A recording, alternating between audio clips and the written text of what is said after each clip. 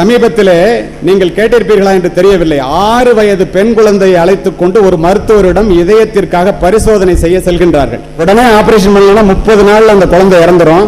30% தான் அது பிழைக்க முடியும். அந்த டாக்டர் சொல்றாரு, பெற்றோர்கள் கதறி அழுகின்றார்கள், ஆபரேஷன் பண்ணுங்கன்னு சொல்லிடுறாங்க. 7 நாள் கழிச்சு ஆபரேஷன் பண்ணலாம்னு அட்மிஷன் போட்டுறாரு. பிள்ளைக்கு அந்த தாய் சொல்லி வளர்க்கின்றாள். இதயத்திலே கடவுள் இருக்கின்றாள், நிச்சயமாக இறந்து போக மாட்டாய், கடவுள் உன்னை காப்பாற்றுவார் என்று சொல்லி வளர்க்கின்றாள். காலையிலும் சாயந்தரம் 7வது நாள் ஆபரேஷன் தியேட்டர்ல வந்து படுக்க வச்சாச்சு. டாக்டர் முகத்துல எல்லாம் கட்டிட்டு பிள்ளைகிட்ட வந்து சொல்றாரு, தட்டி கொடுத்துட்டு தைரியமா இருமா. உடனே அந்த பொண்ணு சொல்லுதுங்க, டாக்டர் ஓபன் ஹார்ட் சர்ஜரின்னு சொல்றாங்களே, நீங்க இதயத்தை அறுப்பீங்களா அப்படின்னு கேக்குது. ஆமா அப்படிங்க. நான் அதுக்கெல்லாம் பயப்படல. பிறகு என்னமாங்கிற, எங்க அம்மா இதயத்துல, என்னுடைய இதயத்துல கடவுள் இருக்காருன்னு சொன்னாங்க. நீங்க அறுக்கும் போது ஜாக்கிரதையா இருங்க, கடவுளுக்கு காயம் பற்ற கூடாது.